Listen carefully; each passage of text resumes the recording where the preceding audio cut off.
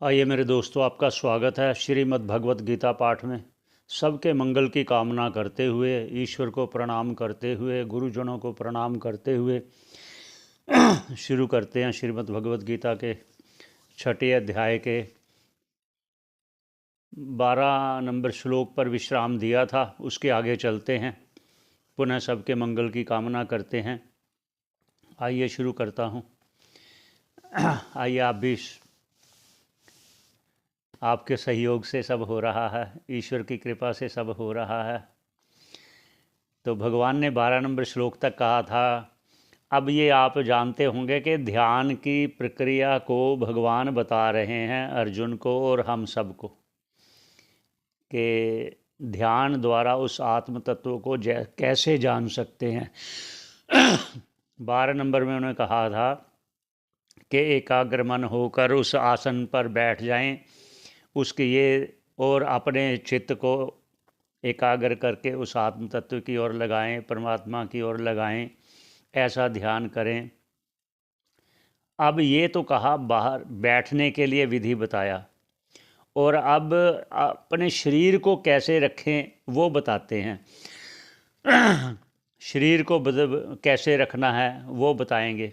फिर उस ध्यान का फल क्या होगा वो बताएंगे। फिर खाना पीना कैसे होगा, रहना बहना कैसे होगा वो बताएंगे। आइए पहले उच्चारण करते हैं 13 नंबर श्लोक। अब शरीर को कैसे आप रखेंगे जब आप बैठेंगे ध्यान के लिए, उस पर कहते हैं, पहले उच्चारण करते हैं 13 नंबर श्लोक।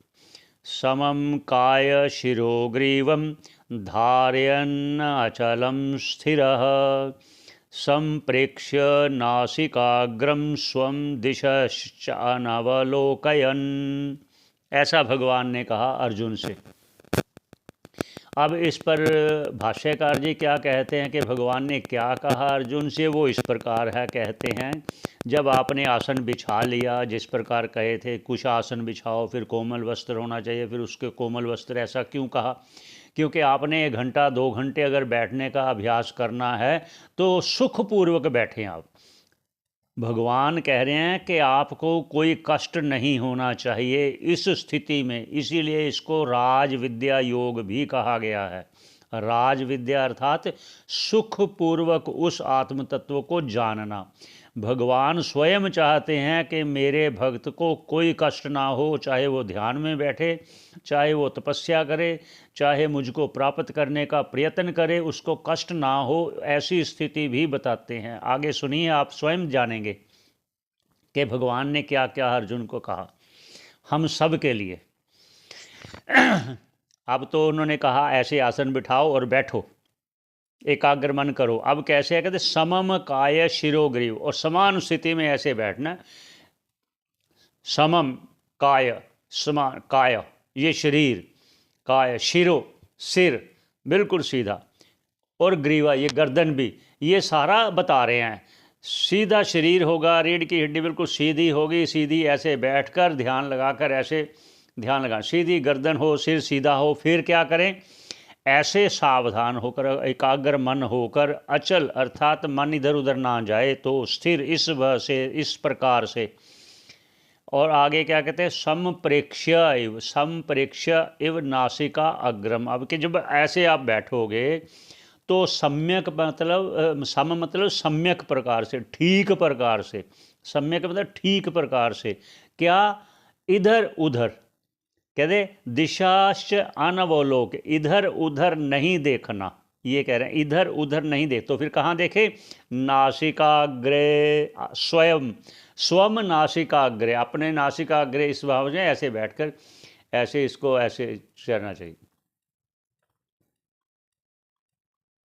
इस भाव से वो बता रहे हैं कि इस इधर उधर नहीं जाना चाहिए, क्योंकि कोई शब्द आया उसका ध्यान ना दो, कोई दृश्य आया उसका ध्यान ना दो। और यहाँ तक के कहते हैं कि जो भूत में या अतीत में या कुछ भी या भविष्य में ऐसे कुछ भी ऐसा आपको लगता है उस पर भी ध्यान ना दो। ये कह रहे हैं कि सिर्फ ध्यान, फिर धीरे धीरे यहाँ ध्यान लगाने के लिए ये कहते हैं। आगे ध्यान के लिए क्या बताते हैं वो भी आप सुनिए। 14 नंबर श्लोक पहले उच्चारण करते हैं, फिर भाष्यकार जी क्या कहते हैं वहाँ चलते हैं। प्रशांतात्मा विगतभिर्ब्रह्मचारी व्रते स्थितः मनः संयम्य मत्चित्तो युक्त आसीत मतपरः। क्या कहते हैं? प्रशांत आत्मा, प्रशांत आत्मा शांत चित्त होकर, कोई दुविधा नहीं, कोई विक्षेप नहीं, कोई राग द्वेष सब रहित पहले हो ही चुका है, तभी वो वहाँ स्थिति को प्राप्त करता है। प्रशांत, एक, कोई विक्षेप ना हो, ऐसा प्रशांत आत्मा। विगत भीर, उसके भय सब विगत चले गए हैं, कोई भय नहीं। यहाँ भय के कि मैं अकेला ध्यान में बैठा हूँ, क्या होगा, कैसे होगा, क्या करेंगे, कोई किसी तरह का भय नहीं है। और ब्रह्मचारी व्रते स्थित, और कैसे रहे ब्रह्मचारी स्थित, मतलब ऐसे है कि जब ध्यान में बैठे तो ये तो है नहीं कि अब निरंतर सुबह से शाम तक, रात तक ध्यान में ही बैठे रहेंगे। जब जितना समय सुखपूर्वक आप बैठ सको उतना बैठिए, उसके उपरांत गुरु चरणों की भी सेवा कीजिए, और अपना भोजन आदि करना है वो भी करना है। ये आगे कहेंगे, भोजन के बारे में भी कहेंगे, सभी व्यवहार बताएंगे आपको कैसे सुखपूर्वक इस ध्यान को करना है। तो ब्रह्मचार्य व्रत, मतलब थोड़ा सा जो भोजन आदि करना है, जो पर्याप्त मात्रा, अर्थात जितना ज़रूरत है, ज़रूरत से अधिक नहीं, उतना भोजन करना है, गुरु सेवा करना है, श्रवण आदि करना है। किसका? उपनिषदों का, ब्रह्मसूत्र का, भगवत गीता का, ये भी साथ साथ श्रवण चलना होगा, क्योंकि सुबह से शाम तक ध्यान नहीं हो सकेगा। लेकिन ध्यान का मतलब है कि मन को एकाग्र करके उस आत्म तत्व का साक्षात्कार करना कि मैं वह हूँ। आगे बताएंगे भगवान स्वयं। तो आगे कहते हैं, उत्तरार्ध में क्या कहते हैं? मन संयम्य, मन को संयम करके, मत चित्तो हो, मेरे में ही चित्त लगाते हुए, युक्त, उसमें निरंतर आसीत, मेरे में चित्त लगाते हुए बैठो, ऐसे कि मैं वही वासुदेव ही हूँ। ऐसे भावना बनाए हुए वैसे बैठे रहना। जैसे इस पर बैठोगे तो मन में चिंतन होना चाहिए, किसी और ध्यान नहीं होना चाहिए, या यहाँ ध्यान होना चाहिए या अंतर्मुखी के वासुदेव है ही मेरे लिए सब कुछ हैं। कहते हैं त्वमेव माता च पिता त्वमेव बंधु च सखा त्वमेव, सब कुछ मेरे परमात्मा ही हैं। इस प्रकार ऐसे चित्त वाला होकर बैठे। और फिर इसका फल क्या होगा? अब फल का कथन करते हैं। अब इस ध्यान का फल क्या होगा, अब ये कथन करते हैं। 15 नंबर श्लोक चलते हैं।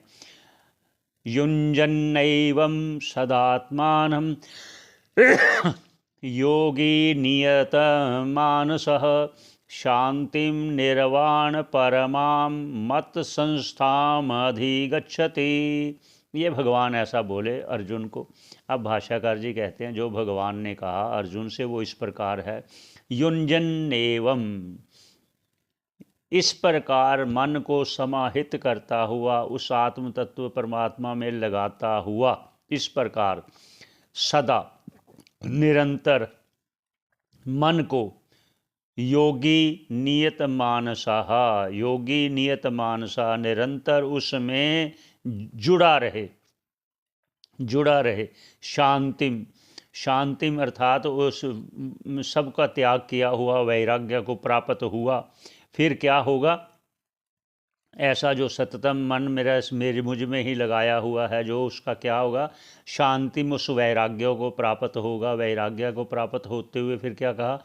निर्वाण परमाम, निर्वाण परमाम मतलब इस देह, ये 3 गिने गए हैं, 3। ये स्थूल देह जो आपको दिखाई देता है, सूक्ष्म देह है, जो सूक्ष्म देह इस देह में रहकर इस देह से कार्य करता है, वो सूक्ष्म देह है। और उसके और भीतर जो है वो कारण देह है, जिस कारण के कारण ये दोनों देह मिले रहते हैं और हर बार मिलते रहेंगे जब तक वो कारण देह का नाश नहीं होगा। कारण देह के नाश से सूक्ष्म देह का भी नाश होता है, तो स्थूल देह का प्रारब्ध के बाद नाश होता है। अब यहाँ कह रहे निर्वाण परमाम, ये इतनी बात इसलिए कही कि निर्वाण परमाम का अर्थ भाष्यकार जी क्या कहते हैं, ये देह त्रय जो है, जो जो अभी अभी बोला, स्थूल है, सूक्ष्म है, कारण देह है, इन तीनों देहों का इस ज्ञान के द्वारा, इस ध्यान के द्वारा उसका नाश करता है, अर्थात उसका जो है ना भान हो रहा है, वो भान मिथ्या भान है, वो असल में नहीं है, इस प्रकार उसको अनुभव होता है। उस श्रेष्ठ स्थिति को, उस श्रेष्ठ स्थिति को, उस परम पद को मोक्ष कहते हैं। वो मोक्ष क्या है? मत संस्थाम, वो मेरा अपना स्वरूप है, उस स्वरूप को वो प्राप्त करता है। मत संस्थाम अधिगच्छति, उस मेरे स्वरूप को प्राप्त करता है। ये ध्यान का फल भगवान ने अर्जुन से ऐसा कहा। अब कहते हैं मैंने बैठने का भी बता दिया, कैसे बैठने हैं, आसन का भी बता दिया, उसका फल भी बता दिया। अब मैं बताता हूँ कि आपको खाना पीना कैसे चाहिए। आगे उस पर के चलते हैं। 16 नंबर श्लोक है। आहार आदि बताते, सभी कुछ बताएंगे भगवान के ध्यान की प्रक्रिया पूर्ण रूप से बताते हैं। आइए उच्चारण करते हैं। ना अति अशनस्तु योगो अस्ति, ना चै एकांत मन अशनस्तः अनशनतः, ना च अति स्वपनशीलस्य जागृतो नैव चार्जुन। हे अर्जुन, मैं आपको बता रहा हूँ इस ध्यान की और भी क्या ज़रूरत है, क्या समझना चाहिए। भाष्यकार जी क्या कहते हैं, भगवान ने अर्जुन ने क्या कहा कि ना अति अशनस्तु, जो ज़्यादा भोजन करने वाला है, योगो ना अस्ति, ये योग, ये ध्यान उसके लिए नहीं है। और क्या कहते हैं, चा ना एकांत अनशनन, जो बिल्कुल भूखा रहता है उसके लिए भी ये ध्यान योग नहीं है। ना चा अति स्वप्नशील से, जिसका सोने का ज़्यादा स्वभाव है, आलसी स्वभाव है जिसका, उसके लिए योग नहीं है। जागृतो ना ऐव च अर्जुन, हे अर्जुन, जो ज़्यादा जागता है, सोता नहीं जल्दी, उसके लिए भी योग नहीं है। आगे से फिर बताएंगे आपको कि क्या क्या कितना युक्त है करना, सभी बताएंगे भगवान। यहीं पर विश्राम देते हैं। ये 16 नंबर श्लोक है।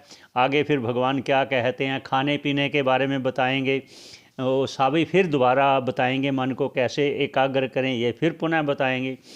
अच्छी प्रकार से आपके मन में बैठ जाए ध्यान किसे कहते हैं, भगवान ऐसा प्रयास कर रहे हैं आपके लिए।